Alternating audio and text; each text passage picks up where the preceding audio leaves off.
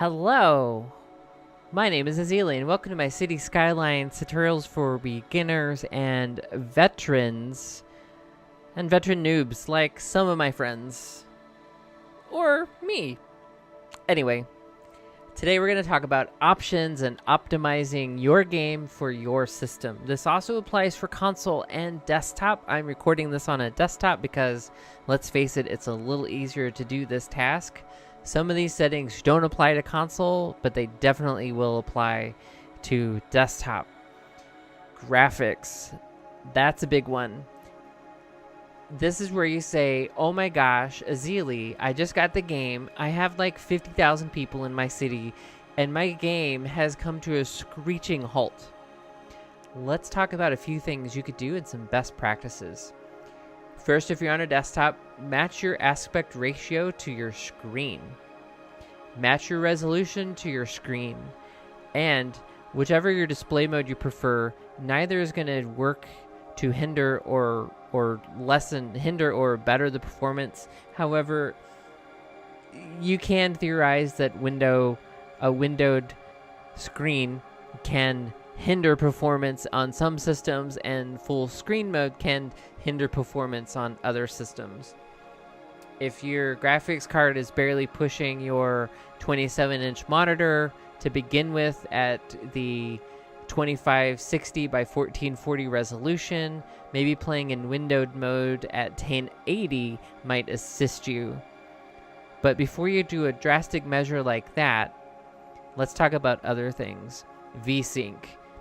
If you have a great video card and it's pushing this game at super high performance, V-Sync might actually help you curb some of that super high performance that happens early on that becomes a very significant slowdown later that you notice, as opposed to a very gradual slowdown where it doesn't feel like, oh my gosh, my computer's going to blow up, or I can't play the game because I was running at 120 frames a second, and now all of a sudden I'm getting 12. V-Sync is going to synchronize it to your hertz on your computer, your refresh rate. So if you have a 60 hertz computer, it's going to be capping out at supposedly 60 frames. I know it works in World of Warcraft for me. It's worked like a champ in other games. I'm assuming it works here. I can't tell. Nothing tells me unless I go to the Steam overlay, which, who uses that? I do occasionally. Performance, or preferences rather. Wow, performance. That's what we're talking about. But preferences first. So your color correction override is personal flavor. European is going to be a little bluer, darker greens, more emerald. Temperate is going to be kind of middle of the road, slightly to the yellow green. And if I want to get back to my options, hit the sprocket or hit escape. Boreal is going to be cooler. Has a little bit of aqua in it. I'm a fan of Boreal, but I'm a bigger fan of European, which I don't think you get European unless you get After Dark, although maybe not. It's been years. If I didn't have European, I would play with Boreal. My preference doesn't have to be your preference. If you're on a desktop and you have access to the workshop, you can then download your color correction override, which that might become available on a console, or it might already be. I know some mods were appearing. A color correction override is just a LUT, a LUT file. Depth of field is a photographic term. I'm going to disable it so we can see. We have clarity from here to the edge of the map is in striking detail. Now, the internet compression may squish some of this, but I can see individual trees along these ridges up here. And when I'm here, everything is in focus from here to here. When I go to my depth of field and I turn this on, and I'm going to go high, and I'm going to turn it mostly all the way up. things now are going to be blurry, specifically here along the bottom edge. And then this is blurry, but this is crystal clear. Blurry. This is actually clear. I'm not close enough to it. Is that what the game's telling me? Yeah, barely. I have to be barely on it. Like right in front here, it's clear. This starts to get a little blurry. Now it blurs out an entire building. It doesn't just blur out a section of a building, it blurs out the entire building. So this is blurry, even though maybe part of this building, this lot, this tree might be in range, but that tree, although I think it's a part of... The trees also could act independently, even though they come on a lot. The trees are probably your number one frame killer. Everything has to be rendered, right? And they also sway. So if I move it to speed 3, you see them bouncing around quite a bit. So depth of field, it gives you this blurring in the background and the foreground, like right here is blurred, this on-ramp. And you notice there's like a nice line. As far as performance-wise, this could be very handy. It also could be very taxing because it's a different layer that's on it, but your computer doesn't have to render this texture complete. See, that looks so blurred, but it's not. I think it's the highlight from the light. It's the way the light works in this game. Depth of field is basically just the amount of focus you have within your camera. If I were to make that shallow, I have a longer depth here, back here. It's not as close as what it was when I turned it up. I play with it on, it depends. It depends on what I'm doing. If I'm taking photos, I might have it on. Film grain, you're not going to tell through the power of the internet, although you might. If you look very carefully, like here in this green, and in the shadow right here, you can see that there's film grain going on. It's just extra noise. It helps add some noise to the game so your eye doesn't see some early details. As the game has progressed in its future, the workshop has pushed the textures of this game more into hyperrealism, as opposed to the original texture was. They're kind of realistic, but a little cartoony. So much so that Colossal Order has had to go back and redo some of these textures. At least that was in an article I read. Like, these used to be more flat, and they didn't have some of that wear and tear on them. They were like just red, blue, and green. But those were the old days. Get with the times, right?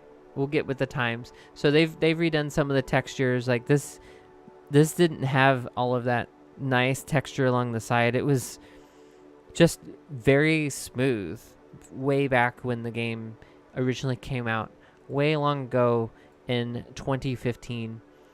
So film grain helped add some visual noise because the textures themselves were kind of smooth. So turning that up would give you a little sense of grain or a tactile appearance. You could turn it off. It's probably going to help performance because it's one less thing that an older graphics card might have to render.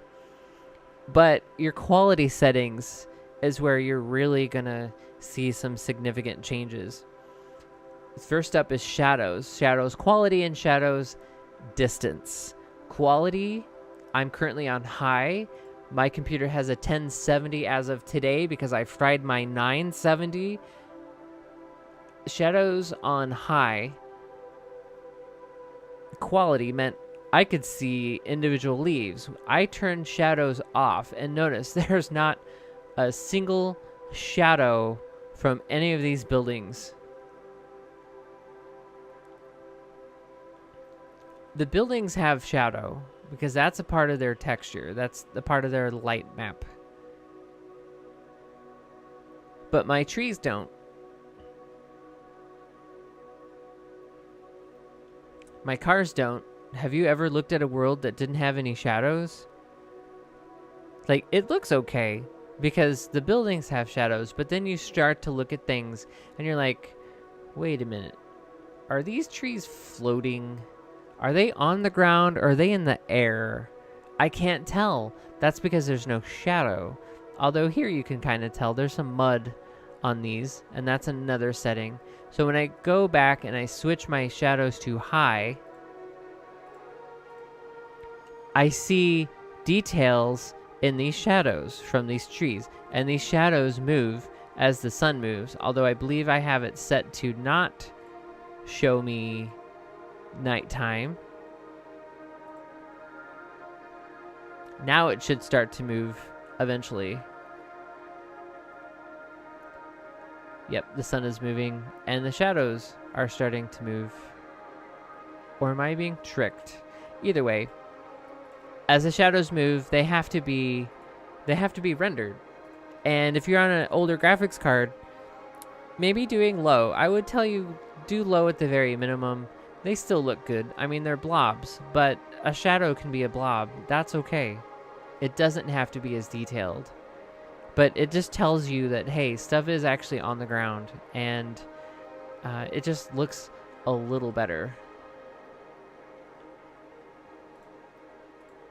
Shadow distance. Very far is what my setting is right now. I'm going to switch it to very short. I see tree shadows here. I see tree shadows here, but I don't see tree shadows here. This tree does not have a shadow. It's harder to spot when you're in the city proper, but if we come out to here, you notice I lose my shadow about halfway up the screen, and then they start to float. So that would be your shadow distance, is the distance between you and where the shadow stops. If you have an older card, not to pick on the older cards, maybe short or very short might help you.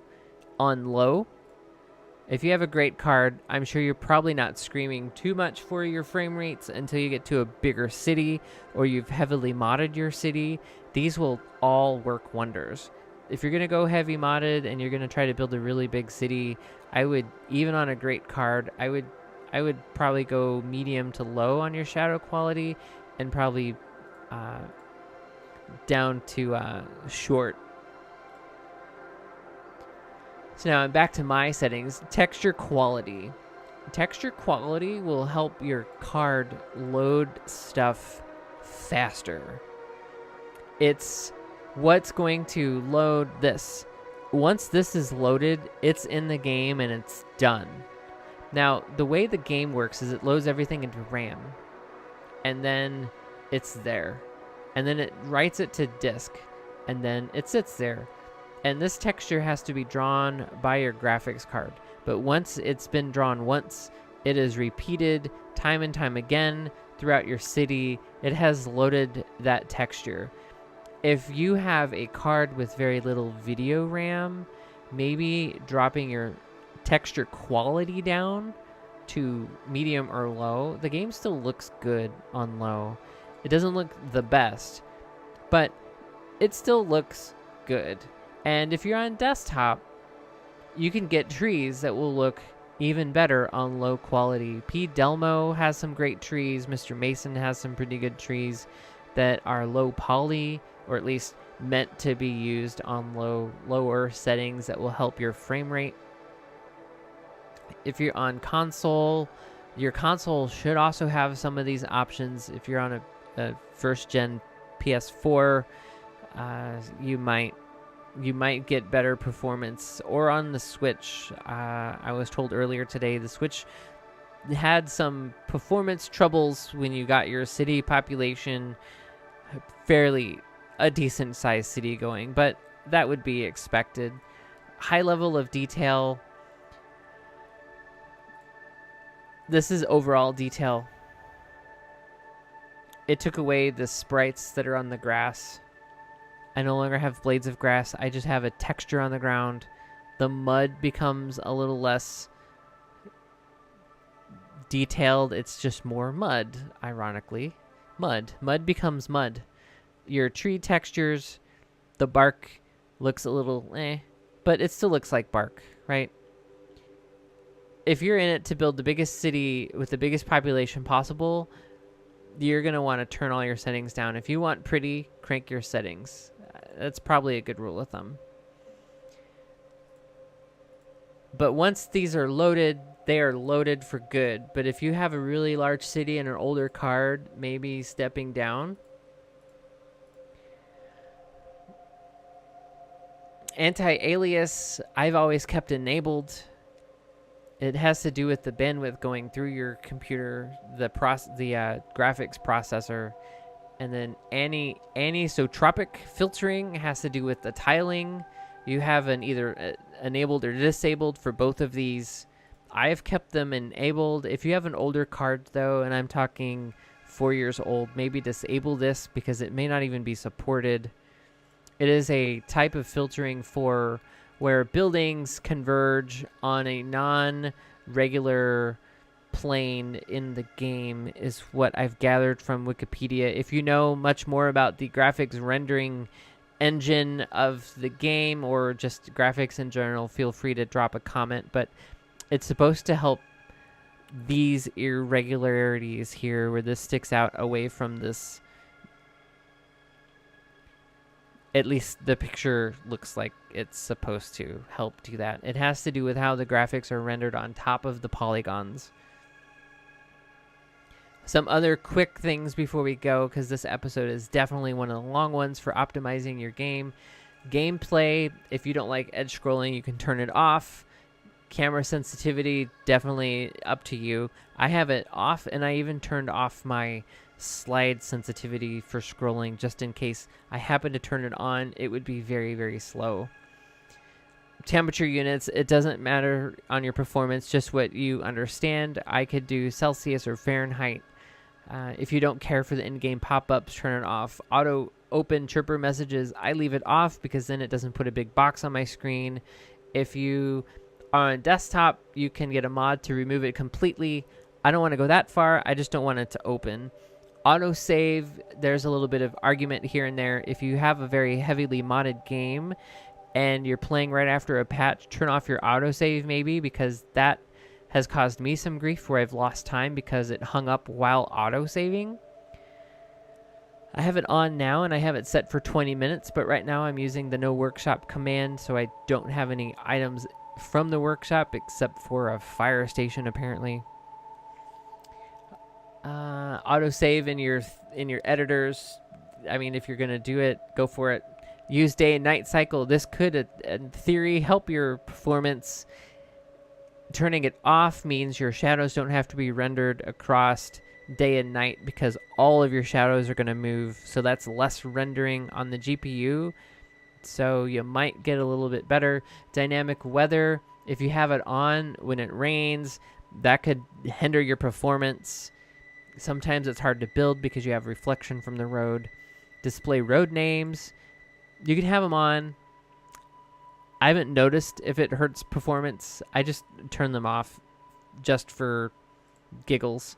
Hide faraway icons. This is telling me we're not connected. It would hide that. I haven't noticed a significant gain from it, but if you're trying to squeak out every little frame, it might be something to look at. Key mapping and controller mapping. Both console and desktop give you the options to remap some of your controls. If you pop in stream and you ask me a question, I'm going to give you default.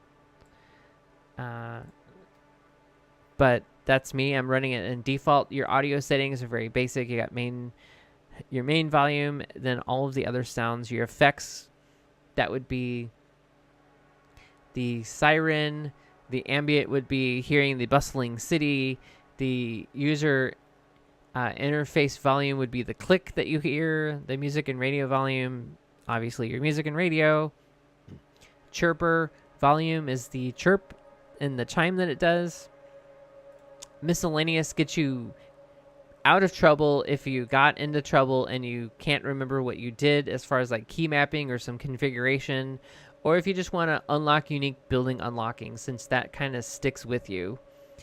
The What's New panel, it doesn't work in this part of the game, but it does work on the main menu of the game. And then, of course, the privacy policy and log out of your Paradox account. Hopefully this helped. If you're looking to min-max some of your settings to maybe squeak out a couple more frames of performance because you just quite can't bear the 1.5 frames that you're getting, but you could bear the 5 frames, hopefully it helped. Until next time, my name is Ezilii. Thanks for watching. Have a great day and be good to each other. If this or any of the videos have been helpful for you, please like and subscribe, and feel free to share. We love to meet new friends. Be good to each other. You can find me here on YouTube or over on Twitch. All the links are below the video. Have a good one.